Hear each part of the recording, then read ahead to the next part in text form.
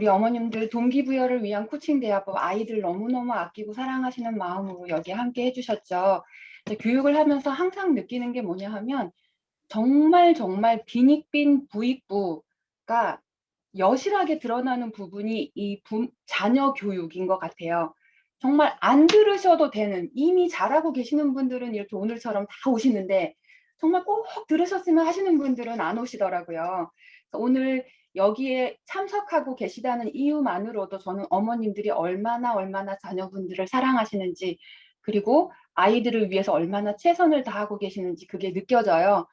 정말 귀한 시간 내셔서 할 것도 많고 갈 데도 많고 그럼에도 불구하고 오늘 여기 함께 해주신 거에 대해서 진심으로 감사드립니다. 어머님들 스스로 좀 토닥토닥 좀 해주세요. 아, 나 정말 괜찮은 엄마야. 아, 나 정말 잘하고 있어. 그죠? 나 이렇게 열심히 하는데 누가 알아주는 사람도 없고 가끔 힘 빠지기도 하고 지치기도 하고 그렇죠. 그래서 그럴 때 우리가 셀프로 자가 발전하면서 가야죠. 그죠? 우리는 어른이고 엄마고 부모니까. 자, 이제 저희 가도록 할게요. 네, 저는 아까 소개해 주신 대로 이렇게 마인드 가드너라는 이름으로 마음 정원에 사랑과 치유의 꽃밭을 심고 있습니다. 자, 볼까요? 우리는 연결을 원합니다. 어디서 많이 봤던 그림이죠. 옛날에 어린 시절에 여기 계신 어머님들하고 저희는 같아요. 그죠? E.T.라는 영화도 봤고, 아, 정말 이 10대들하고 연결이 되고 싶어요. 네? 개구리가 올챙이 적을 잊어버린다고 우리도 그 10대를 벌써 잊어버렸어요. 우리 부모님도 분명히 넌 도대체 네가 왜 그러는지 이해를 못하겠다 라고 이야기를 하셨는데, 내가 어른이 되면 나는 아이들의 마음을 잘 알아주는 그런 부모님이 되려고 마음을 먹었는데, 아, 참 어떡하죠? 내가 부모가 되니까 보통 아이의 마음을 알 수가 없어요. 그래서 이제 우리가 연결을 원한다는 거, 너무너무 간절히 원하는데 잘 되지 않아서 속상했다는 거, 그리고 아이들이 몸이 크지만 어른이 아니다라는 거. 그쵸? 얘네들이 보면 커요. 남자아이, 여자아이 할 거 없이 이제 중학교 한 3학년 정도만 돼도 엄마보다 훨씬 크고, 저희 아이들 같은 경우도 지금 저보다 훨씬 크거든요. 초등학생인데 인기가 저만해요. 얘네들이 다 큰 것 같은데 보면 그렇지 않더라는 거죠. 그래서 10대의 특성을 알고 10대하고 소통할 수 있는 그런 방법들에 대해서 이야기를 해보도록 하겠습니다. 자, 우리는 정말 연결을 원하는데, 근데 왜 연결이 안 될까? 연결하는 방법을 모르죠. 우리 사랑하는데 연인 간에도 싸워요. 근데 부모님들 중에도 아침에 일어나셔가지고, 어머나, 새날이 밝았네. 자, 오늘은 우리 아이를 내가 어떻게 괴롭혀주지? 이러면서 시작하신 분은 아마 없으실 거예요. 그죠? 아, 어떻게 하면 오늘 우리 아이 그냥 기분을 확 잡쳐가지고 얘가 그냥 속상하게 만들어줄까? 이러면서 시작하시는 분은 아무도 없죠. 우리 마음은 정말 사랑해주고 싶고, 예뻐해주고 싶고, 칭찬해주고 싶고, 이렇게 정말 갓난아이 손을 잡을 때처럼 조심조심해서 따뜻하고 부드럽게 이렇게 연결을 해주고 싶은데, 아, 정말 속상하게도 이게 잘 안 되더라는 거예요. 자, 이거 한번 보실까요? 비난과 비평은 울음과 같다. 근데 왜 우리는 자꾸 이 앞 슬라이드처럼 이렇게 비난하고 소리 지르고 싸울까? 자, 볼게요. 우리는 아주 이상하게도 우리가 상대방을 오랫동안 열심히 비난을 하면 결국 상대방이 변해서 우리의 욕구를 채워줄 것이라고 믿어요. 도대체 이 믿음은 어디에서 왔을까요? 배우자하고 부부싸움을 할 때도 내가 좋은 말로 하니까 말귀를 못 알아듣지, 좋은 말로 하니까 못 알아들어. 내가 아주 진짜 제대로 좀 한번 이야기를 해줘. 라고 이야기하신 적 있으시거나 들어본 적 있으신 분? 네, 아마 다들 그러실 거예요. 자, 아이한테도 똑같이 이야기하셨을 거예요. 네가 아주 그냥 눈에서 눈물이 쏙 빠지게 혼이 덜 나서 그러지, 지금. 우리가 뭔가 정말 신랄하게, 아프게 쿡쿡 찔러가면서 이야기를 하면 상대방이 들어줄 거라는 착각을 해요. 아, 이상하다. 도대체 우리는 왜 이런 생각을 할까요? 근데 이렇게 상대방을 비난하거나 비평을 하는 거는 울음과 같대요. 이건 무슨 얘기일까? 비난하고 비평을 한다는 건 나한테 뭔가 요구 사항이 있다는 거예요. 요구 사항을 울어서 쟁취했던 시절이 언제일까요? 신생아 시절이에요. 신생아 시절.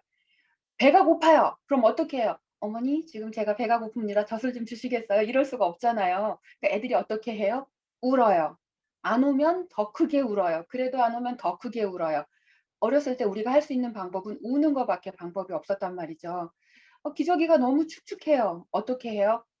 "아버지 제가 좀 기저귀가 축축한데 좀 시간이 되시면 와서 갈아 주시겠어요?" 이럴 수 없단 말이죠. 그래서 아이들이 어떻게 해요? 울어요. 와서 해줄 때까지 울어요. 애가 졸리면 어떻게 해요? 그때도 마찬가지죠. 그래서 자, 내가 배우자가 마음에 들지 않거나 자녀가 마음에 들지 않거나 혹은 다른 사람이 마음에 들지 않을 때 막 비난해 주고 혼내켜 주고 싶은 마음이 든다. 그러면 아셔야 돼요. '나의 정신 수준이 지금 신생아 수준이구나.' 자, 신생아의 울음소리만 듣고 가끔 이제 텔레비전에 보면 산후조리원 같은 데 오래 계셨던 수간호사 선생님들은 그 울음소리만 들어도 '아 지금 얘 배고프다. 졸립다. 뭐 기저귀 때문에 그런다.'라는 걸 알아채시는데 아이를 여러 명 키우는 제가 넷을 키워 봤는데 잘 모르겠더라고요. '대략 그러려니.' 하고 짐작을 하는 거죠. 어. 그래서 울음을 울어서는 다른 사람에게 정확하게 내 의도를 전달할 수가 없다는 거예요. 그래서 울고 소리 지르고 신생아 수준에서 우리가 커뮤니케이션을 하는 것 대신에 제대로 소통을 하려면 어떻게 해야 되나 이제 거기에 대한 이야기들을 풀어가 보도록 하겠습니다.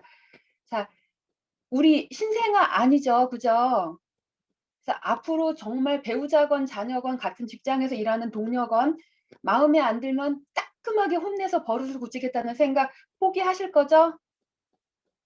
네. 그 생각을 가지고 있으면 나는 신생아인 거예요. 사람들이 몰라 내가 뭘 원하는지. 그래서 소통이 안 된다는 거. 그래서 인간의 뇌 구조에 대해서 한번 이야기를 해 볼게요.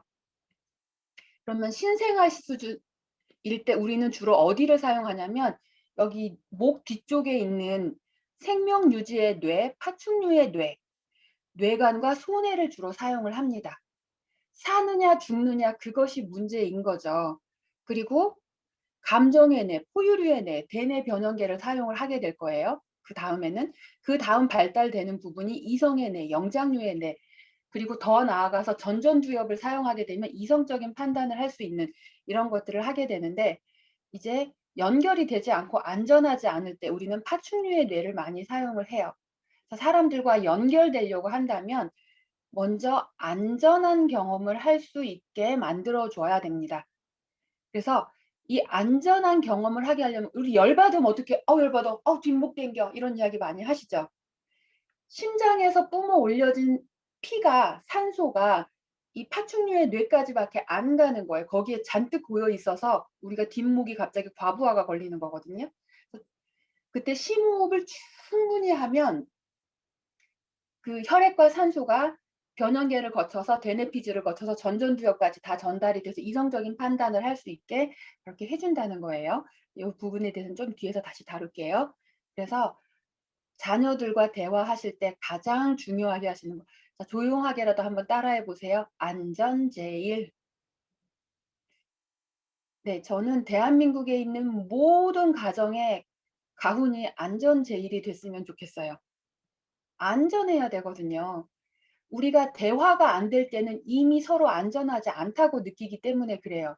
소리 지르고 화내게 되는 것도 안전하지 않아서 그래요. 상대방이 내 편이라고 느껴지고 안전하면 우리가 전쟁터에서조차도 총을 겨누고 있다가 총을 내리고 심호흡을 하고 쉰단 말이죠. 그래서 우리는 안전해야 그때 비로소 창조적이 되고 배울 수도 있고 일할 수도 있고 놀고 즐길 수 있게 된다는 거. 자, 인제 기억하시고 갈게요. 자, 안전하게 느끼려고 하면 우리는 충분한 스트로크를 즐겨야 돼요. 스트로크 그러니까 뭔가 막 되게 거창한 것 같죠. 근데 거창하지 않아요. 되게 쉬워요. 그래서 막 이런 용어 하나쯤은 또 배워 가셔야 유익하시니까 다뤄 볼게요. 인간 현존 인식의 기본 단위. 그러니까 아, 내가 존재하는구나. 내가 존재하는 것이 사람들한테 받아들여지는구나라는 걸 느끼게 하는 게 스트로크라는 거예요. 더 쉽게 말을 하면 내가 하는 행동에 대한 상대방의 반응 혹은 상대방의 행동에 대한 나의 반응. 그러니까 사람들끼리 서로 주고받는 표정, 말투, 손짓, 발짓 이 모든 게 스트로크라는 거예요.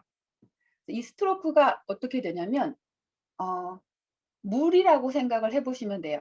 사람이 살아가려고 하면 정신적으로는 스트로크가 필요하고요. 몸에서는 영양분과 물이 필요하죠. 근데 그 물의 비유를 해 보면 명품 생수만 마시던 재벌도 사막에서 생존을 하려면 흙탕물이라도 마셔야 돼요.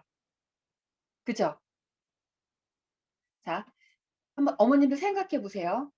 내가 지금 사막에 떨어져 가지고 3 일째 되는 날이에요. 물 한 모금도 못 마셨어요. 갈증이 나서 지금 사망하기 직전인데 눈앞에 흙탕물이 있어요. 어떻게 하실래요? 웬일이야. 나는 나 명품 생수 아니면 안 먹는 사람이에요. 아우 가오가 있지.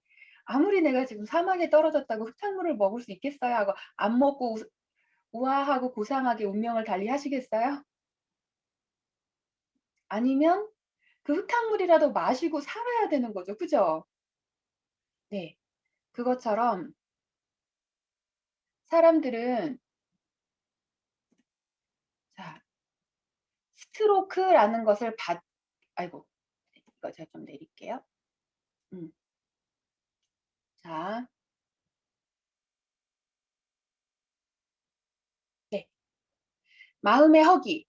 사람들은 마음의 허기가 져요. 스트로크가 충분히 오지 않으면 양식이 부족해져서 마음의 허기가 느껴져요. 그래서 원하는 긍정적인 스트로크가 오지 않으면 다른 부정적 스트로크라도 받으려고 시도를 합니다. 그러니까 다시 이제 스트로크에 대해서 천천히 말씀을 드릴게요. 스트로크는 다른 사람이 나에 대해서 보여주는 태도를 스트로크라고 해요. 그래서 그 사람이 나한테 긍정적인 태도를 보여주면 나도 마음이 여유로워져서 긍정적인 스트로크를 보낼 수가 있게 돼요. 근데 스트로크는 물과 같아서 없으면 죽는 거예요. 그래서 긍정적인 스트로크가 오지 않으면 부정적인 스트로크라도 끌어오려고 해요. 명품 생수가 없으면 흙탕물이라도 먹어야 사는 것처럼 긍정적인 스트로크가 오지 않으면 부정적인 스트로크라도 가져오려고 해요. 그래서 엄마 아빠에게 선생님에게 칭찬을 듣고 싶은데 잘한다고 인정받고 싶은데 칭찬받고 인정받고 사랑받는 긍정적인 스트로크가 오지 않으면 잔소리하고 비난하고 지적질하고 혼내고 꾸중하는 이런 부정적인 스트로크라도 받으려고 한다는 거예요. 왜냐하면 스트로크를 받지 않으면 인간은 죽어요. 물이 없으면 죽는 거랑 똑같아요. 그래서 그 결정적인 예가 뭐냐 하면 지나갈 때 "안녕하세요." 라고 막 제가 손을 흔들면서 막 반갑게 인사를 했어요. 근데 갑자기 그 사람이 못 본 척하고 못 보고 쓱 지나가요. 근데 진짜 바빠서 못 보고 지나가거나 뭐 다른 생각을 골똘히 하느라고 못 보고 지나갈 수도 있죠. 그럴 줄 알면서도 왠지 기분이 나빠. 우리는 왜 그때 기분이 나쁠까요? 내 존재가 인정받지 못한 것 같아서 마음이 불편해져요. 더 깊이 들어가서 이야기를 하면 나라는 존재가 투명 인간, 즉 눈에 보이지 않는 존재하지 않는 것처럼 사라져서 없어져 버리는 그런 경험을 하는 거예요. 그래서 "인사 뭐 그거 하면 뭐 하고 받아주면 뭐 하고 안 받으면 뭐 하니?" 라고 이야기를 하는데 그게 심리적인 경험으로는 내가 가루가 돼서 사라져 버리는 경험. 다시 말하면 내가 죽는 것과 똑같은 그런 정도의 공포를 경험한다는 거예요. 그래서 누가 내 인사를 받아주지 않으면 너무너무 속상해. 화가 나. 막 잠도 안 와. 그것 때문에 두고두고 곱씹으면서 생각해요. '아 내가 저 사람하고 지난번에 같이 있을 때 내가 뭐 실수한 거 있나? 내가 뭐 잘못했나? 내가 저번에 그 사람에 대해서 친구랑 얘기할 때 좀 이렇게 뒷담화를 좀 하긴 했는데 그게 어떻게 그 사람 귀에 들어갔나?' 아주 별의별 고민을 다 하게 되죠. 그러다가 정말 우리 이제 유치해지기 시작하죠. 도저히 내가 이 상태로는 견딜 수가 없어. 친구한테라도 전화를 해요. 친구가 있잖아. 내가 누구 엄마한테 길 가다가 인사를 했는데 그 엄마가 나를 못 본 척하고 지나가는 거 있지. 그 엄마 좀 원래 성격이 좀 까칠하고 막 자기 제멋대로고 못되고 막 그러지 않아?" 이러면서 그 엄마에 대해서 새로운 뒷담화를 시작하면서 그 엄마를 나쁜 사람을 만들어. 그래서 내가 존재할 이유를 만드는 거죠. 그 사람이 나쁜 거지 내가 잘못되지 않았다라는 증거를 찾고 싶어 해요. 그래서 친구가 "맞아. 그 엄마가 좀 까칠하긴 해. 왜 그랬대? 아우 재수없어."라고 같이 이야기해 주면서 이 사람이 나한테 긍정적인 스트로크를 보내 주고 내 편이 돼 주는 순간 내가 존재해도 되는, 내가 존재함에 대한 정당성을 부여받는 그런 경험을 하게 되는 거죠. 좀 이해가 되세요? 어. 자, 그래서 인간은 언제나 마음의 양식인 스트로크를 필요로 합니다. 근데 왜 우리 애는 왜 나한테 말도 잘 안 듣고 뭐라고 이야기하면 말대꾸하고 자꾸 짜증내고 그럴까? 자, 이제 답이 나오고 있죠. 마음의 허기를 피하기 위해서, 내가 정서적으로 굶주리지 않기 위해서, 정서적으로 목마른 상태가 되지 않기 위해서 긍정적인 스트로크가 오지 않으면 부정적인 스트로크, 흙탕물이라도 갈구를 하게 돼요. 그래서 정말 충분히 사랑받고 내 영역에서 인정받는 사람들은, 내가 충분히 사랑받고 존중받고 인정받고 배려받고 있기 때문에 이런 걸 할 필요가 없죠. 아무도 나를 안 쳐다봐 줘, 그냥 내가 있으면. 근데 흙탕물이라도 마셔야 사니까 사람들이 나를 쳐다보게 만드는 거, 관심을 갖게 만들기 위해서 불량배들이 길 가는 사람 어깨를 툭 부딪히고서 이렇게 얘기하죠. "뭘 봐. 꼬아?" 그렇게 사람들이 무서워하면서라도 자기를 한번 쳐다보게 만들 때, 그때 자신이 존재하는 경험을 하게 되는 거죠. 그리고 청소년 아이들이 비행을 저지르거나 일탈을 하거나 사고를 치거나 하는 이유는 살기 위해서 관심받고 싶은 거죠. 자, 스트로크를 이제 관심이라는 단어로 바꿔 볼게요. 관심을 받고 싶고 내가 존재한다는 인정을 받고 싶은데 그게 안 되니까 나를 쳐다보게 만들기 위해서 사고를 치고 문제를 일으키고 하게 되는 거죠. 어린아이들 떼쓰는 것도 똑같은 얘기예요. 자, 동생을 본 아이들이 갑자기 어느 날 밥을 안 먹고 입안에 물고 있어요. 그럼 엄마들 계속 얘 밥 먹이느라고 2시간 동안 내가 아무것도 못하고 얘만 쳐다보고 있었어요. 지금 중고등학생 자녀를 키우고 계신 분들도 아이들 어렸을 때 그 경험하신 적 있죠? 이 아이는 왜 계속 입안에 음식을 삼키지 않고 물고 있어야만 했을까? 내가 혼자서 장난감 가지고 잘 놀고 떼도 안 쓰고 막 착한 아이로 있으면 엄마가 계속 동생만 쳐다봐. 동생은 수시로 우니까. 젖 먹인다고 쳐다보고 기저귀 간다고 쳐다보고 졸려서 투정 부리니까 재우느라고 쳐다보고. 그래서 이 아이는 엄마로부터 긍정적인 스트로크, 관심과 애정을 받을 수가 없으니까 밥을 안 먹고 입안에 물고 있으면 엄마가 어떻게 해요? 씹어. 씹으라고. 삼켜. 삼키라고. 그래서 엄마가 나를 무섭게 하고 화를 내고 때리기도 하고 노려보기도 하지만 어찌 됐든 동생한테 가야 될 애정과 관심을 나한테 온전히 끌어올 수 있기 때문에 아이는 혼나고 맞더라도 밥을 삼킬 이유가 있어요, 없어요? 없죠. 계속 입안에 물고 있어야 엄마가 나를 쳐다보니까. 그래야 내가 존재한다는 경험을 하니까. 우리 아이하고 나하고 정서적으로 연결되지 않는다, 대화가 잘 되지 않는다, 소통이 잘 되지 않는다라고 한다면 이제 어머님들 이거 점검하셔야 돼요. 아버님들도 계시고. 자, 내 자녀와 내가, 그리고 내 학생과 내가 연결이 되지 않는다고 한다면 내가 맑은 물을 주고 있지 않아서 이 아이가 죽을까 봐 흙탕물이라도 먹으려고 하는구나. 나의 따뜻한 사랑과 관심과 애정을 받고 싶은데 그게 오지 않으니까 이 아이가 비난이나 지적질이나 혼냄이나 꾸중이라고 하는 관심이라도 받아서 생존하려고 애쓰는구나라고 생각을 해 주셔야 됩니다. 그래서 인간은 신체적인 영양도 필요하지만 정서적인 영양도 채워져야 살 수가 있어요. 그래서 이것을 꼭 기억을 해 주시기 바랍니다. 이해되셨을까요? 혹시 이해가 안 되시거나 궁금하시거나 하면 네, 손 드셨네요. 채팅창에다가 써 주시면 제가 보고 잘 답을 드리도록 할게요. 저 이렇게 실시간 소통하면서 하는 거 너무 좋아해요. 용민이 님께서 손 들어 주셨어요.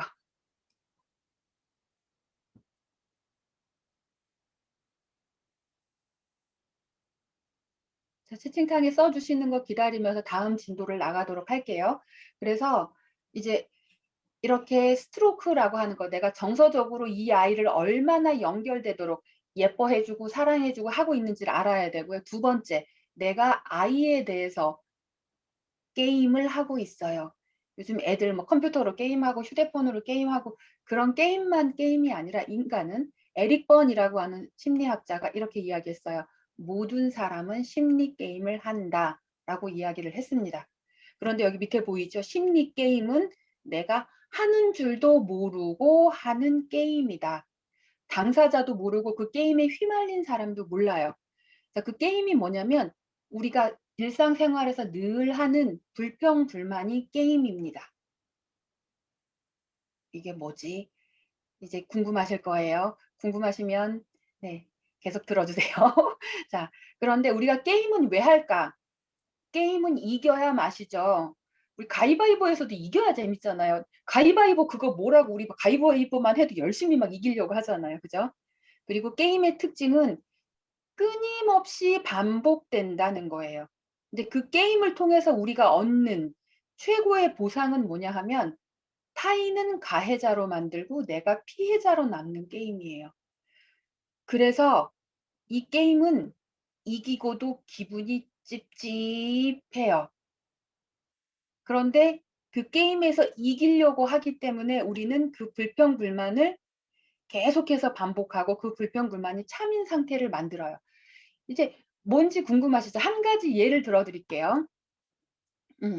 자, 제 남편을 가지고 한번 예를 들어볼까요? 우리 남편은 내 말을 잘 안 들어줘 라는 불평불만을 제가 가지고 있어요.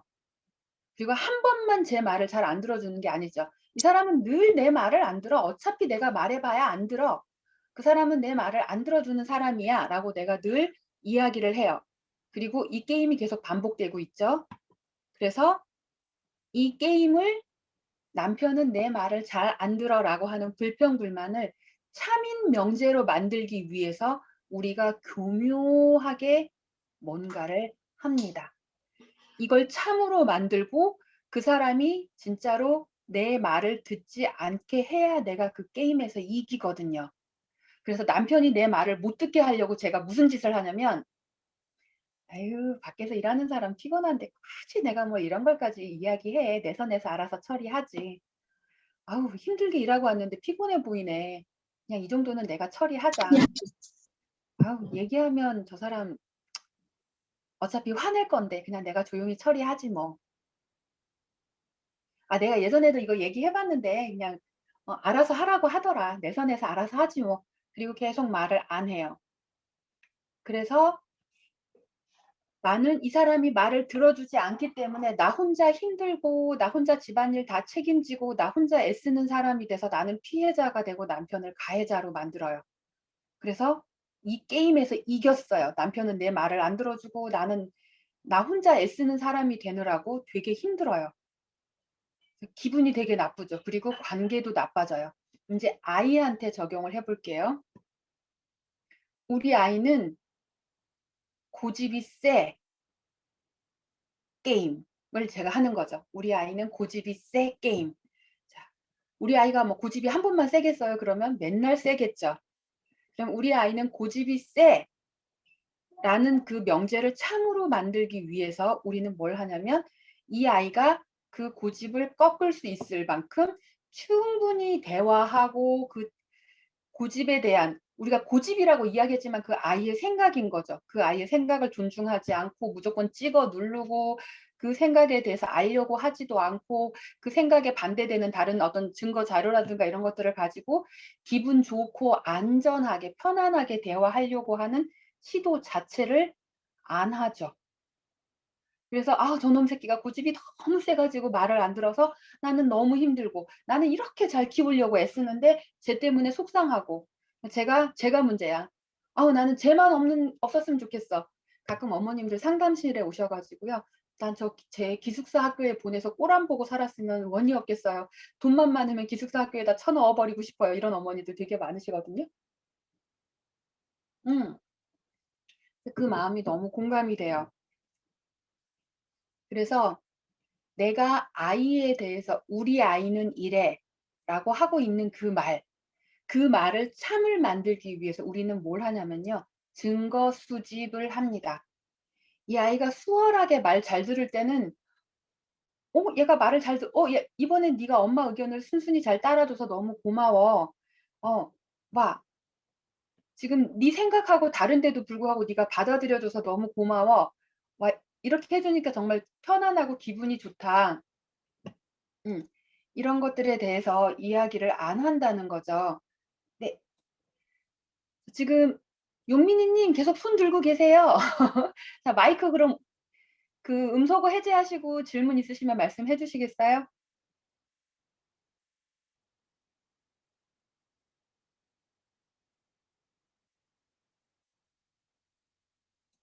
잘못 눌러 주셨을까요? 네. 그럼 계속 진행할게요.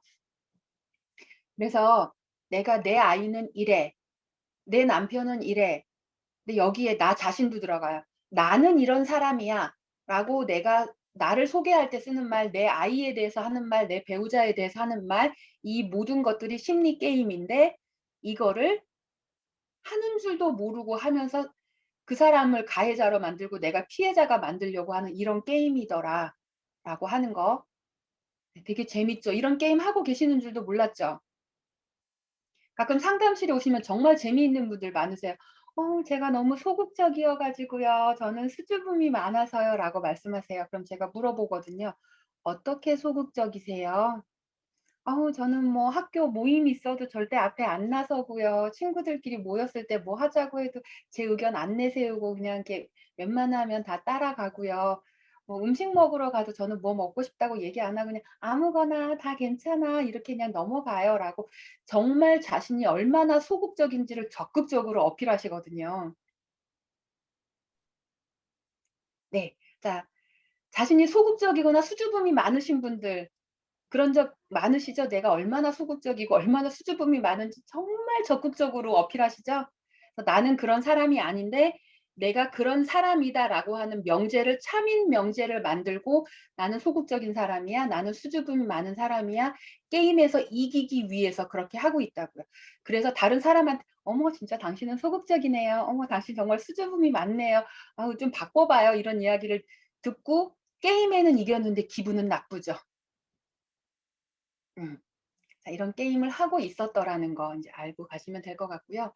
그래서 이제 우리 어머님들이 가셔야 될 곳은 내가 그런 게임을 하고 있고 내 아이하고 연결되기를 원하고 있고 연결이 되려고 하면 이런 게임에서 벗어나셔야 돼요. 그 게임에서 벗어나기 위해서는 먼저 나를 사랑하기를 시작하셔야 됩니다. 그 이유는 곳간에서 인심이 나기 때문에 그렇습니다. 나를 사랑해야 다른 사람을 사랑할 수 있죠. 양육도 자기 돌봄이 먼저예요. 내 배가 고픈데 내가 지금 졸리고 피곤한 상태인데 아이에게 우리가 친절하고 상냥하게 말할 수가 없죠.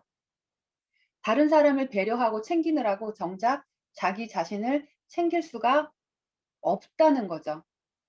그래서 먼저 나 자신을 괜찮은 사람으로 내가 엄마로서 문제가 있을까 봐, 이 아이가 좋은 성과를 내지 않으면 내가 부족한 엄마일까 봐 우리 그런 걱정이 되게 많이 되잖아요.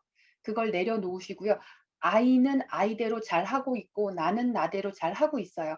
이 외부로 드러나는 퍼포먼스가 결국 나를 평가하는 기준이 되거나 아이를 평가하는 기준이 되지 않는다는 거.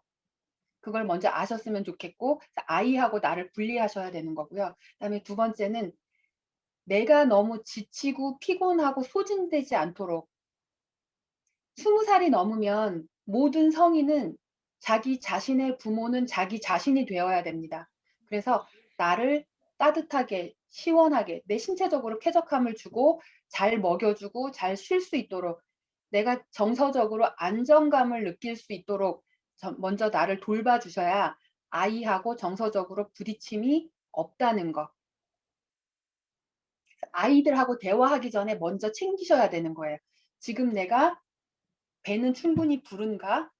너무 배가 고프거나 막 불쾌할 정도로 배가 불러도 대화를 편안하게 할 수가 없죠.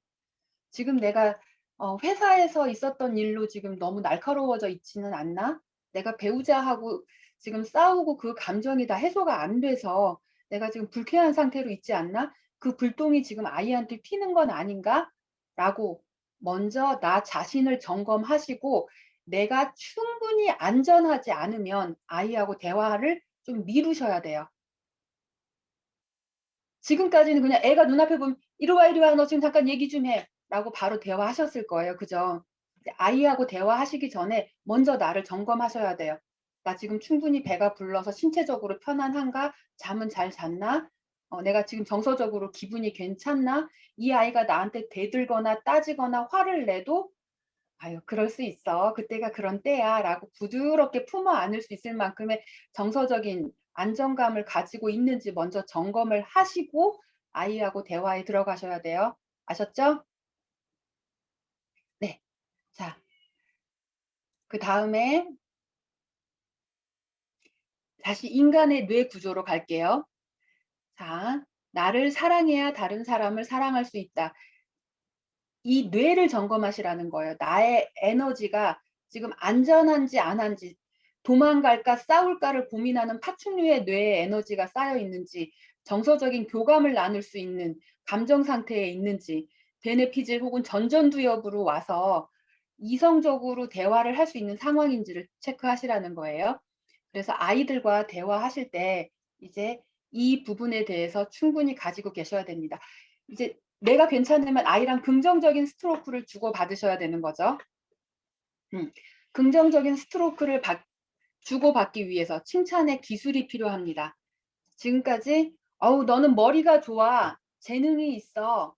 라고 그 사람이 타고난 것에 대해서 칭찬을 해 버리면 인간은 어떤 두려움을 갖게 되냐면, 이거 다 아시는 내용일 거예요. 그래도 우리 한번 리마인드 할게요. "내가 타고난 재능, 너는 똑똑해. 재능이 있어."라고 이야기를 했는데 내가 제대로 된 결과를 낼 수 없을까 봐, 그래서 타고난 재능이 거짓이 될까 봐, 똑똑하다라는 게 거짓이 될까 봐 우리는 두려움을 가지고 있어요. 그래서 타고난 것에 대해서 칭찬을 받아 버리면 노력을 안 해요. 어떻게 숨을 수 있냐면, 내가 타고났는데 재능도 있고 두뇌도 있고 타고났는데 노력을 안 해서 결과가 안 나오는 거야. 라고 해서 타고난 재능에 대해서 거부당하지 않기 위해서 노력을 안 하는 걸로. 계속 노력하지 않는 이유는 재능에 대해서 칭찬받았기 때문에 그렇습니다. 그래서 아이들을 칭찬할 때에는 항상 "어머 100점 맞았구나. 너 머리가 좋네. 너 공부 잘한 다음에 똑똑하구나."가 아니라 "그렇게 성적이 나오도록 하는 너만의 비결이 뭐야? 공부할 때 어떤 거에 어떻게 하는 방법에 포커스를 맞춰서 하길래 너는 이런 결과가 나오는 거야? 너 정말 열심히 하나 보다." 성적이 잘 나온다고 하는 건 머리가 좋아서만 되는 게 아니라 꾸준히 반복해서 학습하는 거라고 하던데 "넌 정말 성실한가 보다." 이렇게 과정과 도전하는 자세, 노력하는 자세에 대해서 칭찬을 해 주셔야 되는 거죠. 그래서 아이들에게 "야 너 어제 보니까 늦게까지 책상에 앉아 있더라. 너 몇 페이지나 봤니?" 라고 물어보는 게 아니라 그 늦은 시간까지 책상에 앉아 있는 습관을 들이는 것 자체가 되게 힘든 일인데 "너 책상에 앉아 있더라. 나는 네가 그렇게 그 늦은 시간까지 공부를 하기 위해서 해 보려는 의지를 가지고 책상에 앉아 있었다는 거, 의자에 앉아 있었다는 거, 나는 그게 너무 네가 대단하게 느껴져. 근데 책상에 앉아서 공부 잘하고 싶지. 근데 방법을 몰라서 성적이 잘 나오지 않을 때 참 너 좌절스럽고 속상했을 것 같아. 엄마가 어떻게 좀 도와주면 좋겠어?" 이 대화는 아이로 하여금 공부를 하고 싶은 마음이 들게 할까요? '아이씨 때려쳐.' 이런 마음이 들게 할까요? 네. 어 이제 저희 아이가 지금 고3 이에요. 그래서 올해 초에만 해도 이 아이가 수학을 공부를 안 해 봤고 대학을 갈 생각이 없다고 해서 "그게 너의 선택이라면 존중한다." 그래서 이제 이 아이가 군대를 가겠다고 했거든요. 그래서 이 아이랑 제가 대화를 했던 게 그거였었어요. "네가 군대를 가고 싶다고 하니까 그러면 군대를 왜 가고 싶은지 드론 병과에 가서 자기는 그게 하고 싶다라는 이야기였었고 그럼 엄마가 뭘 도와주면 되겠니? 드론 자격증을 따게 해 주세요. 그래서 뭐 이제 드론 자격증 따고 군대 가고 이런 이야기를 하다가 야 근데 기왕 군대를 가는 거 이등병부터 시작하면 너무 힘들지 않겠니? 4년제 대학을 가서 ROTC로 학사 장교를 가고 그리고 장교로 임관을 하면 군 생활이 훨씬 더 즐거울 것 같은데 어때? 했더니 아 좋은 생각이에요 엄마. 그러면 제가 군대를 한번 가볼 군대 가는 거를 좀 뒤로 미루고 대학을 가볼게요 해서 지금 공부를 열심히 하고 있거든요. 근데 이제 이 아이가 수학 공부를 이제 시작을 했어요. 그래서 한번 물어봤어요. 저 학교 다닐 때 제가 학력고사 세대니까 도대체 너는 하루에 몇 문제 정도 푸니? 아 자기 정말 수학 공부를 열심히 한대요. 그래서 몇 문제나 풀었어? 저 하루에 5문제나 풀어요. 기절하는 줄 알았어요. "어떻게 하면 5문제를 푸는 거야?"라고 물어봤더니 "여기에는 어떤 식을 사용하면 좋을까? 새롭게 푸는 방법은 뭘까?" 이거를 하고 있다고 해서 아 여기 턱까지 차는 거죠. "아들아 수학은 암기 과목이란다. 열심히 유형을 외우다 보면 문제를 딱 보는 순간 '이거는 이걸 묻는 거구나.'라고 해서 술술 풀어질 때까지 반복 학습을 해야 된단다."라고 알려주고 싶었어요.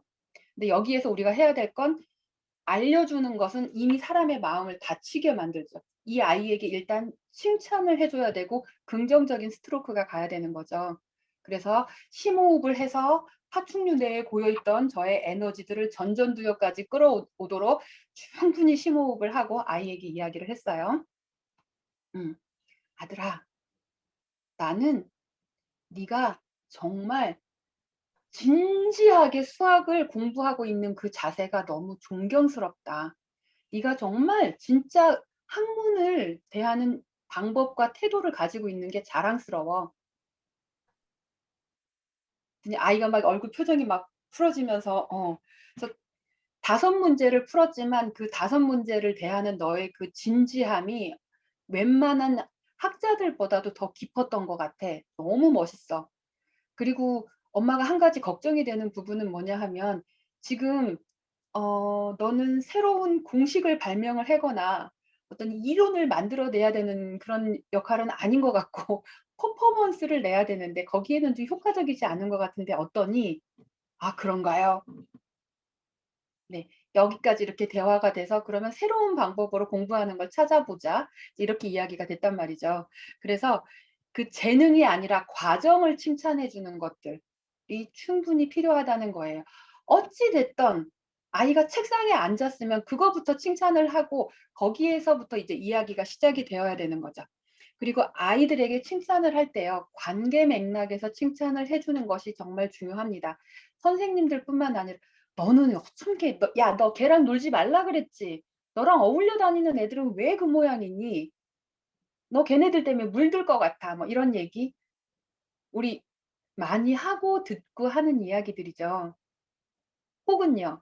"아 요즘 애들 정말 버릇없고 인내심도 없고 정말 별 볼 일 없 걔네들 정말 요즘 젊은 것들 보면 걱정이 많이 되는데 너는 젊은 애들하고 요즘 애들하고 다르게 너는 참 성실하네."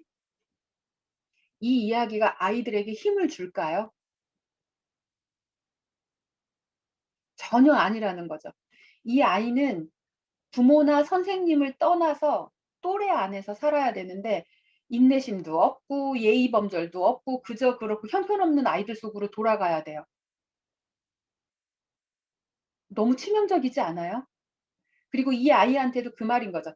"너도 형편없고 인내심도 없고 예의 범절도 없는 그저 그렇고 그런 애야. 그런데 너는 어쩌려고 지금 안 그러네?" 라고 그냥 예외성으로 가져가 버리는 게 되는 거죠. 그래서 칭찬을 할 때는 그 아이가 속해 있는 그룹, 조직, 집단을 같이 칭찬을 하셔야 됩니다. 요즘 아이들은 이런 스마트 기기도 잘 다루고 새로운 아이디어도 잘 찾아내고 그렇다고 하더니 "어우 정말 네가 딱 그 유형의 한 명인 것 같아. 그 대표적인 샘플이 너인 것 같아. 이 탁월함을 가지고 이 공부를 하는 데 적용을 해 본다면 어떻게 할 수 있을 것 같니?" 새로운 것들에 대해서 호기심을 가지고 막 열심히 신나게 해 보는 게 지금 너네 세대들의 가장 큰 특징인데 지금 공부하는데 이걸 적용해 본다면 영어 공부하는데 수학 공부하는데 좀 어떻게 적용을 해 보면 이 안에서 새로움을 추구하면서 해볼 수 있을까? 아무 말 대잔치라도 좋으니까 우리 한번 해 보자. 그 아무 말 대잔치 안에서 힌트가 나오기도 하거든. 이라고 대화를 이끌어갈 수 있죠. 그래서 칭찬을 할 때는 그 사람이 속해 있는 관계망 전체를 칭찬하고 그 그 관계망이 가지고 있는 긍정적인 특징의 대표적인 샘플이 너로구나, 당신입니다라고 이야기를 하고 그 긍정적인 특징을 지금 우리가 해결하려고 하는 그 과제에 어떻게 적용할지를 이끌어가는 게 가장 효과적인 질문이 됩니다. 힌트가 좀 되고 계실까요? 자, 그 다음에 갈게요. 칭찬할 때는 구체적인 행동을 해야 되는 거죠. 어머, 너는 정말 착한 아이구나가 아니라 네가 지금 나한테 물을 한 컵 떠다 주는 게 나를 사랑하고 있는, 나를 존중하고 있는, 배려하는 것처럼 느껴져서 내가 되게 행복해. 물을 한 컵 떠다 준다라고 하는 너의 그 행동이 나로 하여금 내가 정말 괜찮은 사람, 사랑받는 사람으로 느끼게 해서 정말 정말 기뻐. 내가 이렇게 기분이 좋아서 다음 시간에 만나는 아이들한테도 더 상냥하고 친절하게 잘 가르쳐 줄 수 있을 것 같아. 라고 그 사람이 한 행동을 콕 집어서 그것이 나에게 끼치는 영향이 무엇이고 그 영향으로 내가 새롭게 무엇을 더 할 수 있을지까지 가는 게 구체적인 행동을 가지고 칭찬하는 기술입니다.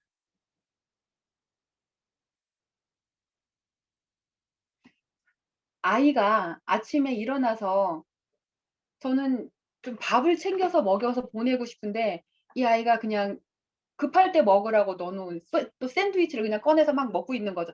"아 너는 아침 대바람부터 또 이렇게 샌드위치 빵 쪼가리 먹고 있니?" 하고 잔소리가 여기까지 탁 차지만 네 저는 괜찮은 엄마니까 다시 또 심호흡을 하고 이 심호흡을 또 하고 네 에너지를 전전두엽까지 다시 끌어올려서 이야기를 하죠. "아 아들아 정말 너 스스로 아침 식사를 해결하고 엄마를 가 신경 쓰지 않을 수 있도록 해 주는 그리고 네가 너 스스로를 돌보는 그 모습이 정말 엄마는 고맙다.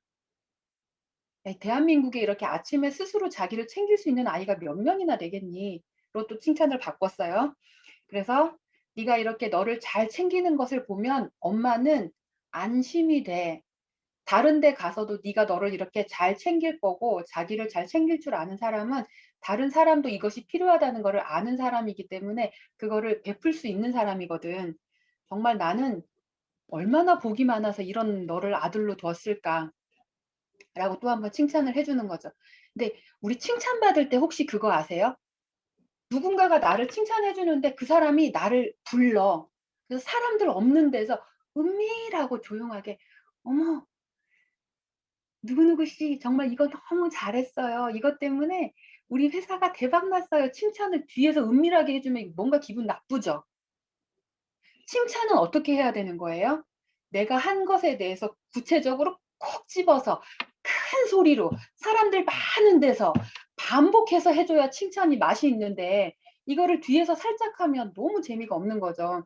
그래서 이 아이가 뭔가를 잘했다고 하면 내 배우자 앞에서 혹은 할아버지 할머니 앞에서 혹은 전화 통화로 친구들한테 "어머 나는 우리 아들이 이런 걸 너무 이렇게 혼자 잘 챙겨 줘 가지고 너무 안심이 되고 든든하고 좋다."라고 소문내 주셔야 되는데 칭찬을 잘 안 하실 뿐더러 조용하게 은밀히 살짝 했는지 안 했는지 아리까리하게 넘어갈 때 이게 칭찬으로 느껴지지 않는다는 거죠.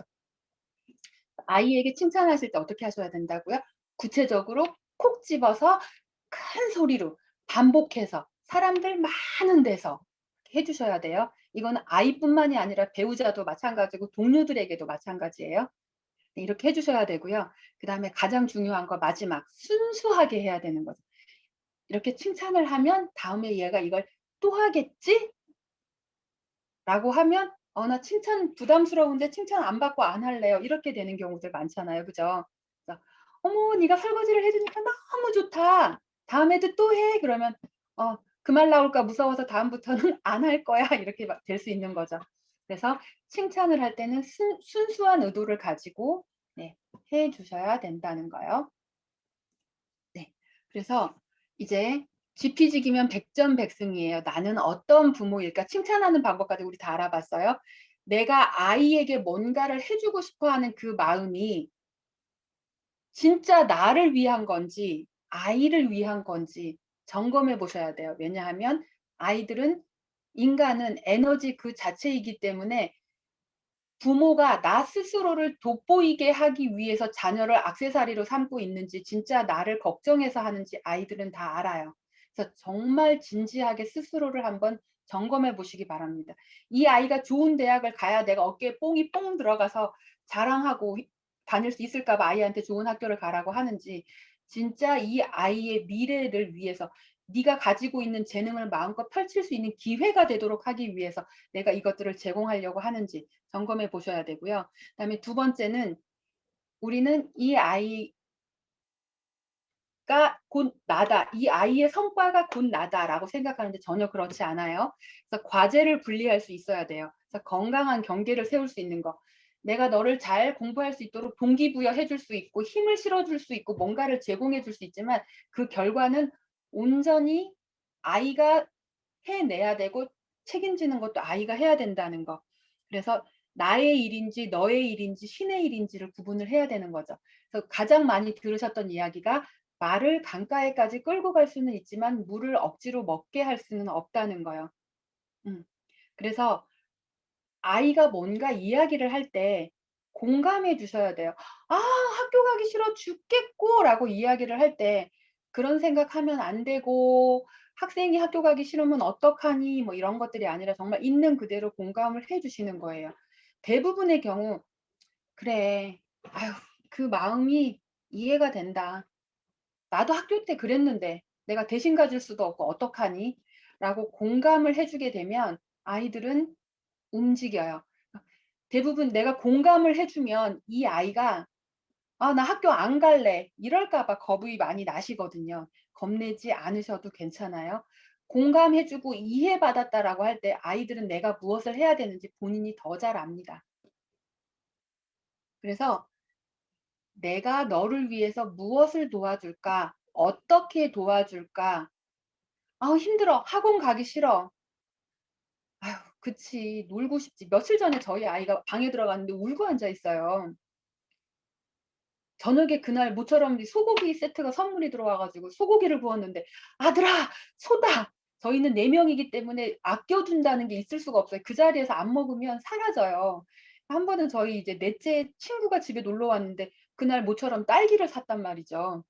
근데 그 아이는 외동아이니까 "얘들아 와서 딸기 먹어." 했는데 그 아이가 안 와서 "누구야 빨리 와. 딸기 먹자." 했더니 "나중에 먹을게요."라고 이야기를 하는 거예요. 그 아이는 외동아이니까. 근데 저희 아이들의 표정이 갑자기 눈이 땡그레지더니 "나중엔 없는데."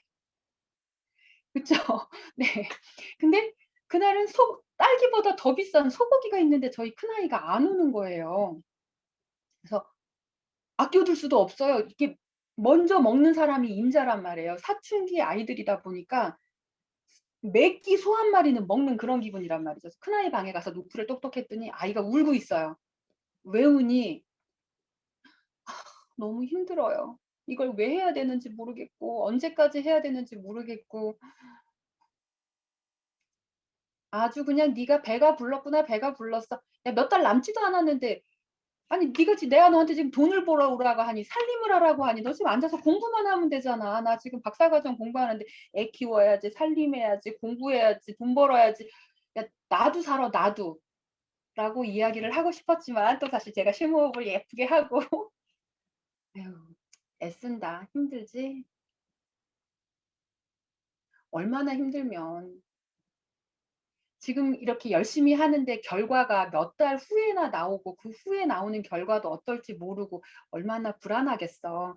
우리가 결과를 알 수 없을 때 인간으로서 되게 취약해지고 불안해지고 힘들거든. 근데 지금 그렇다고 노는 것도 마음껏 못 하고 쉬지도 못하고 힘들지? "너 어제 밤에 1시 다 되도록 책상에 앉아 있는 거 엄마가 봤어." 근데 있잖아. 이럴 때일수록 잘 먹어야 기운도 나고 기분도 전환되고 그래. "잠깐 나가자." 그랬더니 자기는 막 성적이 어떻게 나올지도 모르겠고 막 고민을 막 하는 거죠. "괜찮아. 괜찮아. 이럴 때 그냥 못 이기는 척하고 따라 나오는 것도 아주 훌륭한 인간관계의 기술이야. 못 이기는 척하고 따라갈 수 있는 그 능력을 갖춘 어른들은 사회생활 잘하고 성공하거든. 근데 계속 고집 부리고 있다가 한 3-4 번은 권해줘야지 한 번만에 나가면 "나 너무 자존심 상하는 거 아니야?" 라고 안 가는 사람들은 기회를 많이 잃어. 그래서 그냥 인간관계 기술을 하나 연습하는 셈 치고 "엄마 따라 나와." 그리고 데리고 나와서 먹였더니 고기가 입안에서 살살 녹으니까 또 이렇게 그냥 해맑아져 가지고 기분이 좋아지더라고요. 그래서 정말 진심으로 아이를 위한 고민을 해 주시고 아이를 위한 것, 아이가 원하는 거에서 해 주셔야 되고요. 그리고 진짜 아이를 위한 것으로부터 대화를 해서 끌어주시면 되고 공감해 주시는 것, 무엇보다 필요하다는 거 말씀드릴게요. 그래서 대화를 할 때 가장 기본은 매슬로우의 뭐 욕구 5단계설이야 너무 잘 아시죠? 그래서 정서적인 영양분, 우리가 했던 거지 다시 한번 정리할게요. 정서적인 영양분, 스트로크 인제 배우셨으니까 긍정적인 인정과 칭찬과 사랑을 아이가 요구하기 전에 먼저 충분히 주시는 거. 그게 생리적인 욕구, 안전한 욕구, 사회적인 욕구까지 다 충족이 되는 거죠. 이게 충족이 돼야 그다음에 내가 존경받고 싶어서 예의도 갖출 수 있는 거고 멋있는 사람이 되기 위해서 노력도 하는 거고 그때 자아 실현의 욕구로 뭔가 공부하고 배우고 싶은 그런 마음도 생기는 거죠. 그리고 정서적인 생존. "야 지금 네가 성적이 잠이 오니 잠이 와? 나는 너 같으면 잠도 못 자겠다." 뭐 이럴 수도 있고 "지금 네가 입으로 목구멍으로 음식이 넘어가니?" 자 이런 식으로 그 사람의 정서적인 자존심을 건드리는 이야기 여기 계시는 부모님들은 안 하실 거예요. 그죠? 그래서 절대로 자존심을 건드리지 않는 것, 자존심을 건드리고 싶으실 때 심호흡을 충분히 하셔서 뒷목에 있는 에너지를 전전두엽까지 다 끌어오셔서 정말 이성적으로 인정과 칭찬과 사랑과 배려와 존중을 충분히 경험할 수 있도록 해 주셔야 됩니다. 아셨죠? 그리고 우리가 지금까지 아이들한테 아이들이 "나 공부 왜 해야 되는지 모르겠어요."라고 계속 이야기하잖아요. 근데 어른들께서도 이 질문 많이 해 보셨죠? "아 도대체 이거 왜 해야 되는 거야?" 자 "왜 해야 돼?"라는 질문을 하는 그 순간 이미 '하기 싫어. 안 할 거야.'가 나의 심리의 바닥에 깔려 있다라는 걸 아셔야 돼요. 내가 게임을 하고 싶어요. 그럼 어떻게 해요? 어떻게든 하죠, 숨어서라도. 내가 하고 싶은 뭔가를 하려고 하면 어떻게든 해요. 내가 지금 게임이 하고 싶은데 '내가 게임을 왜 해야 되지?' 그 고민하는 사람 없어요. 그래서 아이들이 "내가 공부를 왜 해야 되는지 모르겠어."라고 이야기할 때 이렇게 이야기해 주세요. "왜 해야 되는지 해야 된다."라는 질문을 붙잡고 있는 순간 네가 방향을 잃고 힘을 잃어. '어떻게 하면 되지? 이 과목에서 5점 올리려면 10점 올리려면 뭘 해야 되고 어떻게 해야 되지를 고민을 해야 될 때란다. 지금 너는 수험생이잖아. 뭔가 나에게 목표가 생겼을 때 그 목표를 과제가 생겼을 때 그 과제를 수행해 내는 하나의 훈련으로 고3 생활을 해 봐도 괜찮아. 왜 해야 되는지를 고민하지 말고 '어떻게 하면 더 좋은 성과가 나지? 어떻게 하면 점수가 올라가지? 어떻게 하면 즐겁게 하지?' 어떻게를 고민해야 되는 때란다."라고 이야기를 해 주시기 바라요. 저희 아이도 이 질문으로부터 공부가 시작이 됐어요. 하고 싶을 때는 우리는 "왜 해야 되는지?"라는 질문을 하지 않아요. 그래서 "왜 해야 돼?"라는 질문을 가지고 있을 때 완전히 함정에 빠진다라는 거. 그래서 '어떻게 하면 되지? 어떻게 하면 할 수 있지? 뭘 해야 되지?'로 가져가야 된다는 거. 그리고 더 중요한 거요. 내가 정서적으로 아이를 안정시킬 수 있기 위해서 가장 중요한 질문인 거죠. '오늘 나는 얼마나 만족스럽게 아이와 소통을 했는가? 오늘 나의 소통 중 아이하고 한 것 중에 무엇이 즐거웠나?' 늘 이것을 점검하셔야 돼요. 이게 잘 돼야 아이가 공부할 수 있는 것을 공부할 수 있는 마음, 공부할 수 있는 마음이 들게 하는 그다음 질문으로 갈 수가 있습니다. 그래서 뭐 아이들이 게임을 하거나 뭐 이런 것들에 대한 폭력성 10대 애들이 왜 이렇게 폭력적인지 이런 이야기들을 많이 해요. 왜 이 아이들이 이성적이지 않은지에 대한 고민을 많이 하는데 이성적으로 생각할 수 있는 전전두엽은 20살에서 22살 무렵에 성숙을 합니다. 그래서 10대의 뇌라는 책을 한 번쯤 읽어보시는 것도 추천을 드리고요. 지금 우리 아이들은 전두엽이 발달하지 않았기 때문에 무모할 수 있고 이성적인 대화가 불가능한 상태라는 것. 그래서 정서적으로 안전하게 느끼도록 만들어주는 것. 엄마가 내 편이구나, 아빠가 내 편이구나 라는 거를 충분히 느끼도록 해준 다음에 그 다음 스텝으로 가야 된다는 거예요. 아셨죠? 그래서 이 연결감을 느끼는 호르몬이 옥시토신이라서 옥시토신을 어떻게 하면 분비를 촉진시킬 수 있느냐. 따뜻한 마음을 자주 표현해 주기. 아침에 아이가 일어났을 때 어깨 한번 토닥토닥 해 주시고요. 어깨 한번 쭈물쭈물 해 주시고요. "아휴 공부하느라고 힘들지. 애쓴다. 아우 이 시간이 얼른 지나갔으면 좋겠다. 아 내가 대신 공부를 해줄 수도 없고 보고 있는 마음이 안쓰럽네. 그런데도 네가 이렇게 아침에 일어나서 뭔가를 하려고 하는 게 참 기특하다." 그래서 좋은 관계를 유지해 주셔야 되는 거고 이런 표현을 많이 하셔야 되고 그래서 잡초를 뽑지 말고 꽃을 심어야 화단이 됩니다. 그래서 화단을 만들려고 먼저 우리가 잡초를 뽑아야 된다고 생각을 하거든요. 그래서 계속 잡초를 뽑으러 다녀요. 그러다 보면 잡초를 다 뽑고 처음 시작했던 곳으로 가게 되면 그곳에서 다시 잡초가 자라 있어요. 그럼 또다시 잡초를 뽑아야 돼요. 그러니까 잡초라고 하는 건 아이의 단점이나 아이의 고쳐야 되는 것들에 대해서 이야기를 하는 거죠. 지적질을 하고 혼내고 야단치고.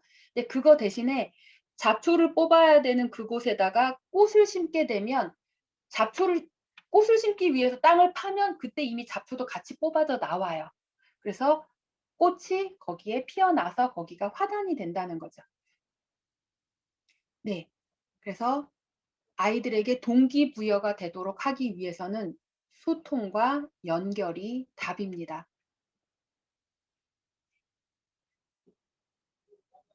그래서 소통을 부르기 위해서는 먼저 의도를 읽어 주고 이해해 주고 공감해 주고 물어봐 주는 요 4단계가 필요해요. "네가 그렇게 할 때는 그럴 만한 이유가 있었을 거야." "아우 짜증나." 애가 짜증이 나는 이유는요. 잘하고 싶은데 안 되기 때문에 짜증이 나는 거죠. "아 왜 짜증을 내고 그래? 야 너 그 짜증 내는 버릇 나쁘다. 고쳐라."가 아니라 "아 네가 얼마나 잘하고 싶은데 안 돼서 그럴까." 그 마음이 이해가 돼. 이해해 주고 공감해 주고 "네가 그럴 때는 그럴 만한 이유가 있을 텐데 내가 어떻게 도와주면 좋겠니?" 라고 물어봐 주시는 거죠. 네. 이게 어느 분한테 갔나 봐요. 그래서 지금 제가 준비한 자료는 여기까지이고요. 그래서 뭐 질의응답이나 나는 궁금한 것, 더 알고 싶은 것에 대해서 있으시면 질문 한 가지 정도만 채팅창을 이용해서 했으면 좋겠는데 저희가 지금 11 시라서 네.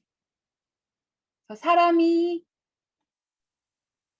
감사합니다. 여기까지 저희 마무리하도록 하겠습니다. 네, 감사합니다.